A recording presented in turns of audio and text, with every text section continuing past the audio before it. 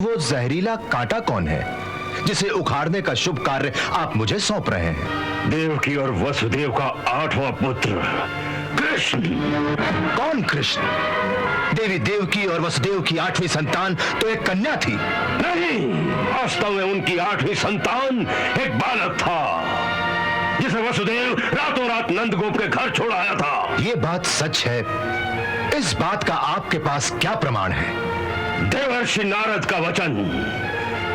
नारद स्वयं ये रहस्य मुझे बताकर गया है। हाँ, और नारद जैसा देवता कभी झूठ नहीं बोल सकता।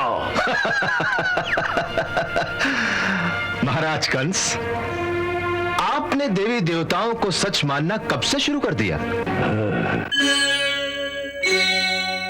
आप जो एक महान यज्ञ करने जा रहे हैं, उसे एक महान उत्सव का रंग दे दीजिए।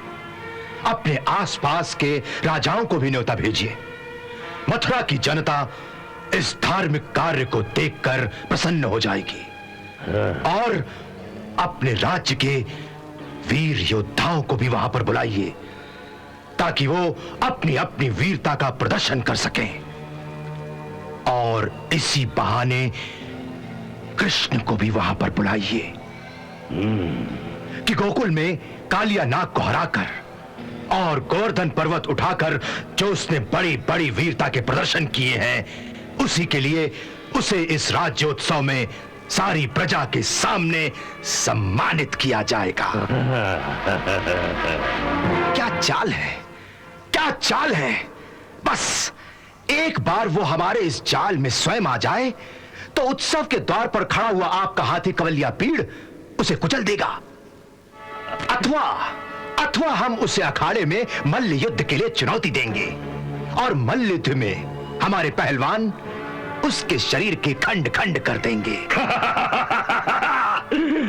ये हुई चाल। एक बार वो स्वयं हमारे सामने आ जाए तो हमारी खड़क का एक ही बार उसका शीश धड़ से अलग कर देगा।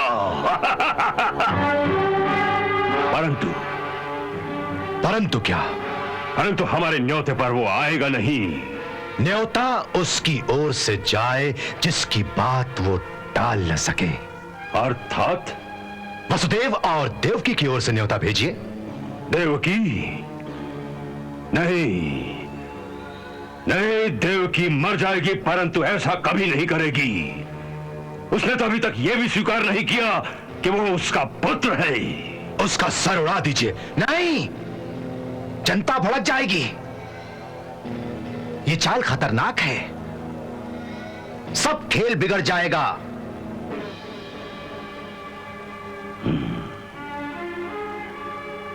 मेरे विचार में तो केवल एक पुरुष है जो यह कार्य सिद्ध कर सकता है। कौन? अक्रूर। अक्रूर? हाँ महाराज, वो यादव कुल का एक शक्तिशाली सरदार है और वो उन सब में समझदार है और सब उसकी बात मानते हैं। यदि उसे भेद नीति के द्वारा कोई बड़ा प्रलोभन देकर तोड़ा जा सके तो यह कार्य बड़ी सहजता से हो सकता है। जरूर यह संभव है। हाँ, वो सच्चा राजभक्त है। तुम्हें याद नहीं, उसी ने भरे दरबार में हमारे सामने तलवार खड़ी कर दी थी और वो महाराज शूरसेन को ही अपना स्वामी मानता है और अपने स्वामी से वो कभी भी द्रोह नहीं करेगा, चाहे उसे कितना ही प्रलोभन दिया जाए। महाराज, लोभ तो हर प्राणी में होता है, अंतर केवल मात्रा का है। उसे ऐसा प्रलोभन दिया जाए जिसे वो इनकार ही न कर सके। उसे हमारे अधीन राज्यों में से किसी एक देश का राज्य दे दीजिए।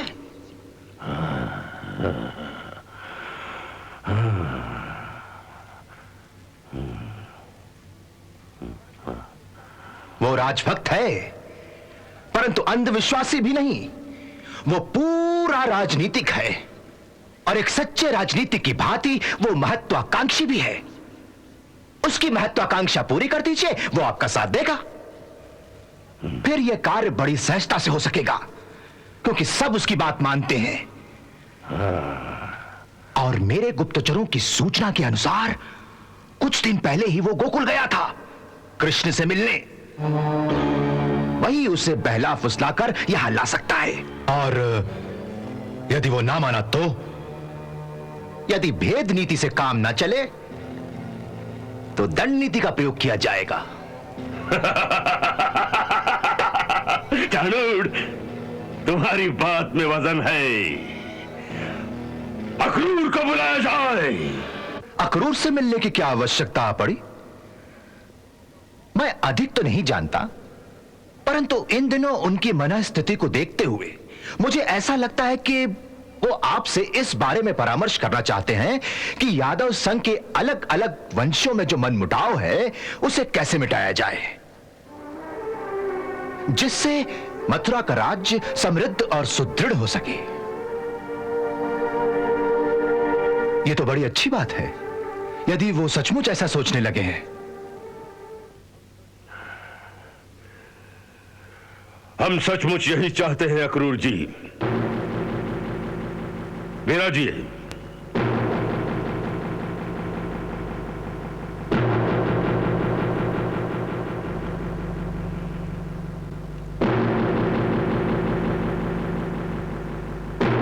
विराजिए।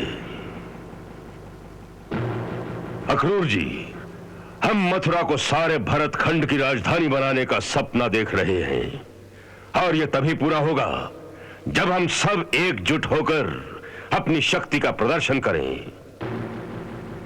इस सपने को साकार करने के लिए मैं आप जैसे राजभक्तों का साथ चाहता हूं। अक्रूर जी, आप वीर यादव जाति के एक परमवीर सरदार हैं, उसका हमें आदर करना चाहिए। इसलिए हमने निश्चय किया है कि आपको मथुरा राज्य के अंतर्गत एक प्रदेश का राजा घोषित किया जाए।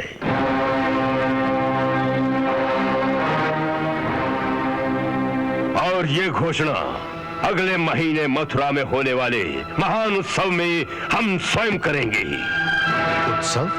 हाँ, हमने विद्वान आचार्य जी के कहने पर एक महान माहेश्वर यज्ञ करने का निश्चय किया है, जिसमें उस दिव्य धनुष की पूजा होगी जो स्वयं परशुराम ने हमारे पूर्वजों को प्रदान किया था। उस उत्सव में देश विदेश के राजाओं को निमंत्रित किया जाएगा, और उन सब के सामने हम आपको उस प्रदेश का राजा घोषित करेंगे। हमारा तो यह भी विचार है कि उसी शुभ अवसर पर सारी प्रजा के सामने आपका राज तिलक किया जाए, जिससे दूसरे यादव सरदारों का उत्साह भी बढ़े, और जो लोग किसी भी कारणवश हमसे और मथुरा से दूर चले गए हैं वो वापस लौट आए, और हम सबकी सामूहिक शक्ति एक होकर राज्य की उन्नति और वृद्धि के काम आए। वाह वाह महाराज वाह! आज आपके मुखारविंद से देश हित की ऐसी योजनाएं सुनकर मेरा हृदय तो उत्साह से भर गया है। महाराज, यदि इस महान लक्ष्य की ओर हम सब मिलकर कदम बढ़ाएं तो निश्चय ही मथुरा का साम्राज्य भरतखंड का सबसे महान और सबसे शक्तिशाली राज्य बन सकता है। अवश्य अवश्य बन सकता है। हमें बहुत प्रसन्नता हुई कि आप हमारी योजना से पूरी तरह सहमत हैं। पूरी तरह से सहमत हूं महाराज, पूरी तरह से। मुझे पूरा विश्वास है जब दूसरे यादव सरदारों को मैं आपके इन विचारों से अवगत कराऊंगा तो वो भी तत्काल इससे सहमत होकर एक झंडे तले एकत्रित हो जाएंगे। हाँ। परंतु महाराज, आपको इन योजनाओं में थोड़ा सा संशोधन करना पड़ेगा। कहिए। ये जो आपने मुझे एक प्रदेश का राजा घोषित करने की बात कही है ये उचित नहीं है महाराज। क्यों? मैं इस सम्मान के योग्य नहीं हूं।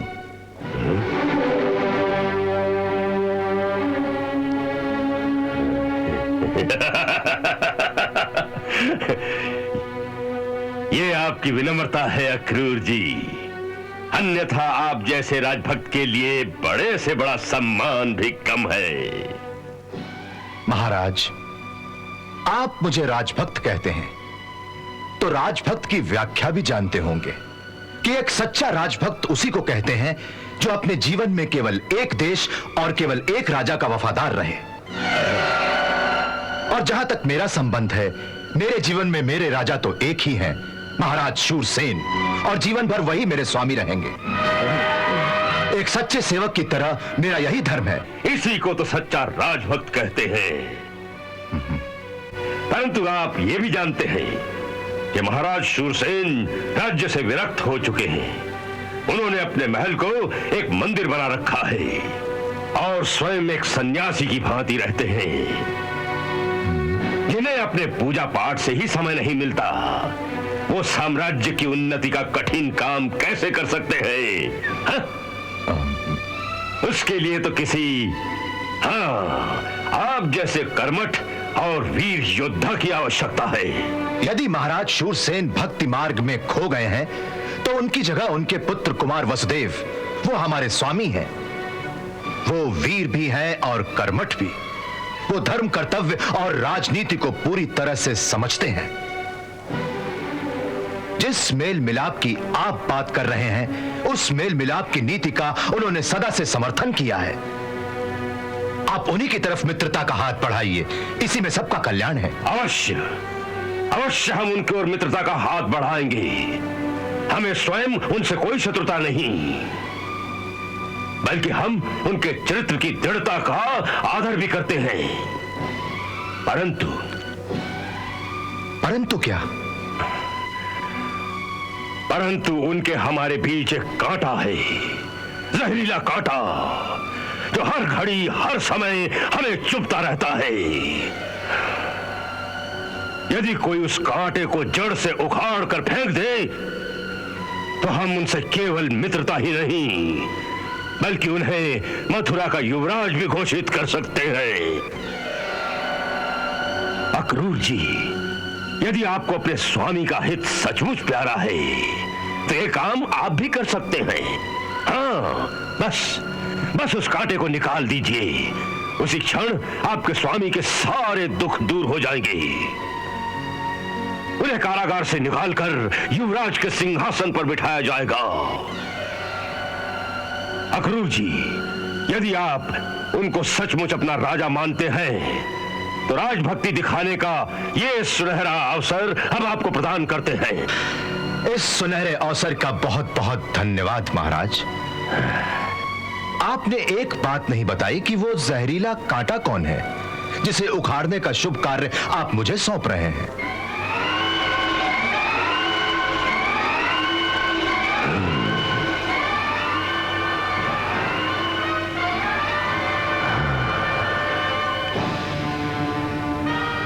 देवकी और वसुदेव का 8वां पुत्र कृष्ण।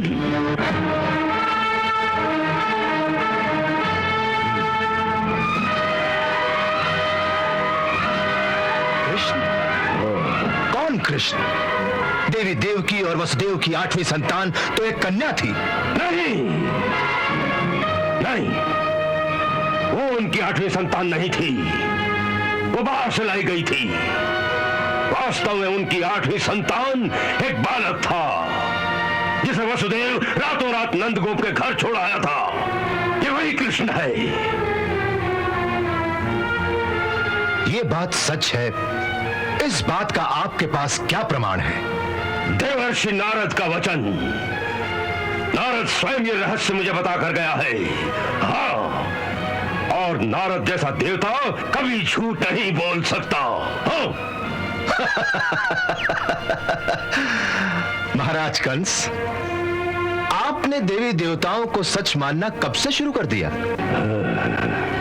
जिस बात को आपने स्वयं नहीं देखा, आपके पहरेदारों ने नहीं देखा, आपके किसी विश्वास पात्र ने नहीं देखा, जिस बात का आपके पास स्वयं कोई ठोस प्रमाण नहीं है, ऐसी सुनी सुनाई बात पर विश्वास करके आप महाराज नंद के भोले भाले और निर्दोष बालक की हत्या का पाप मुझसे करवाना चाहते हैं?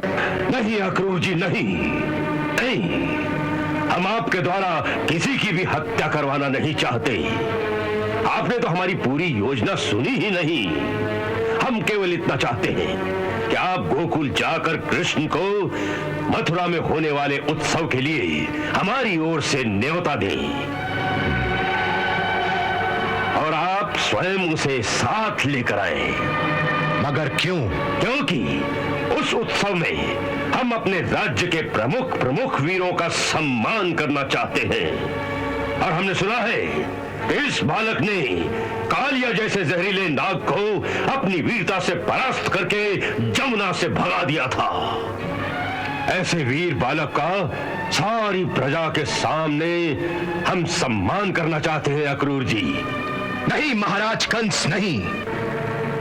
आप सम्मान करना नहीं चाहते, बल्कि इस बहाने उसे यहां बुलाकर उसकी हत्या करवाना चाहते हैं आप। नहीं अक्रूर जी, इसे हत्या नहीं कहते, बल्कि राजनीति की भाषा में इसे शत्रु दमन कहते हैं। आप तो स्वयं राजनीतिज्ञ हैं, आप जानते हैं कि राजनीति में शत्रु का वध करना ही धर्म है। इतिहास में शत्रु का वध करने वाला वीर कहलाता है। जो वीर होता है वो अपने बराबर के शत्रु को युद्ध भूमि में सामने आकर ललकारता है, क्या उसे मारता है या स्वयं मर जाता है, वही वीर कहलाता है। परंतु एक छोटे से निरीह निर्दोष बालक को आप जैसा महान योद्धा इस प्रकार धोखे से बुलाकर उसकी हत्या करना चाहता है। इसे ना तो वीरता कहते हैं और ना कोई नीति इसका समर्थन कर सकती है। अक्रूर जी, आपकी ये दलील हमारे किसी काम की नहीं। हाँ, वो बच्चा है या बड़ा हमारा शत्रु है। आकाशवाणी के अनुसार वो हमारे प्राणों का संहारक है। इसलिए नीति से या अनीति से किसी भी प्रकार उसे मारना है। ये महापाप है, ये धर्म है। जो आपके प्राणों का शत्रु हो उसे मारना ही धर्म है। इसे आप धर्म कहते हैं? हाँ, अपने प्राणों की रक्षा करना ही मनुष्य का सबसे बड़ा धर्म है और इस धर्म का पालन करने के लिए हम आपकी सहायता मांग रहे हैं। क्षमा करें महाराज, वीरता की जो व्याख्या आपने की है उससे मैं सहमत नहीं हो सकता हूं। इसे ना मैं धर्म मानता हूं और ना ही वीरता, और ऐसे जघन्य पाप में मैं आपका साथ नहीं दे सकता हूं।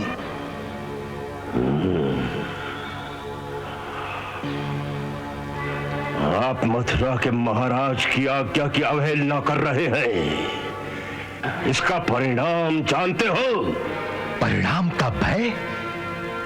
महाराज कंस, जिस दिन किसी यदुवंशी के हाथ में उसका गुरु उसे तलवार देता है तो सिर्फ एक ही शर्त रखता है कि परिणाम के भय से जिस दिन वो अपने कर्तव्य का पालन करने से डर जाएगा तो ये तलवार नदी में फेंक देगा, क्योंकि ऐसे कायर मनुष्य को तलवार धारण करने का कोई अधिकार नहीं होता। और मैं ये तलवार फेंकना नहीं चाहता, क्योंकि मेरी वीरता और मेरा कर्म दोनों इस समय मुझे यही कहते हैं कि यदि वो बालक नंदगोप का ही पुत्र है तो उस निर्दोष की हत्या करना या करवाना महापाप है, और ये महापाप मैं करना नहीं चाहता। यदि आपकी बात ही सच है कि कृष्ण ही कुमार वसुदेव का 8वां पुत्र है तो मेरा कर्तव्य सीधा हो जाता है, क्योंकि कुमार वसुदेव ही मेरे स्वामी हैं और स्वामी के पुत्र की रक्षा करना मेरा धर्म है। मुझे आज्ञा दीजिए महाराज। प्रणाम।